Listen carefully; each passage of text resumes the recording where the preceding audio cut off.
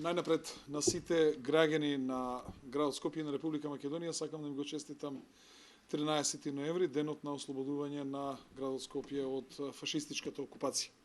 Причината за нашата денешна пресконференција е бегалската криза што се случува во Република Македонија и во цела Европа. Ние вчера видовме дека и Словенија ќе поставува ограда на својата граница. Тоа го соопшти председателот на словенската држава, кој што рече дека покрај Словенија и Хрватска поставува и сите држави поред треба да поставуваат мрежи, огради, се до изворот на проблемот, а очигледно дека изворот на проблемот е Грција. Со ова сметам дека Република Македонија не треба да доцни, туку напротив треба на време да си превземе мерки за безбедност и треба исто како што веќе постапуваат 3 полноправни членки на Европската Унија со поставување на жичени огради на нивните граници, да започне Македонија истото да го прави.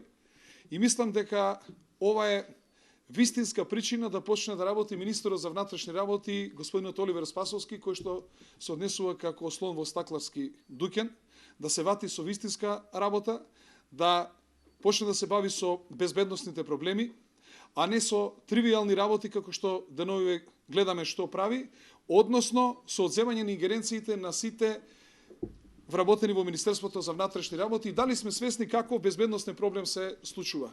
И дали сега сакаме да поставиме прашање 4 големи политички партии и оние кои што ги советуваа видоа што направија. Односно од една влада во Република Македонија сега имаме 2 влади и тоа во најсуптилен временски период кога се јавува ова бегалска криза која што ќе стане и безбедносен проблем, затоа што се повеќе се гласините дека во Македонија се прави концепт да се задржат повеќе од 30.000 бегалци, а тоа со гаранција ќе биде и огромен безбедносен проблем за Република Македонија.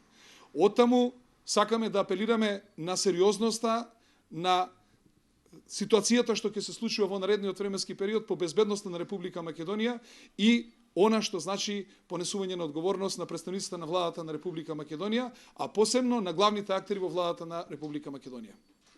Дали имате некое прашање? Јас веќе реков дека министерот се однесува како слон во стакларски дуќан, дека сознава безбедносен проблем. Мислам дека ако продолжи на начинот на кој што тој раководи, има решение, а тоа е парламентот да се создани, да го разреши тој министер. А она што јас знам е дека согласно европските директиви на министрите треба да им се укинат дискреционите права. И согласно европските директиви министрите не смеат да имаат такви овластувања со кои што со еден потез можат да суспендираат овластувања на цело министерство, односно на 10 до 12.000 вработени во Министерството за внатрешни работи.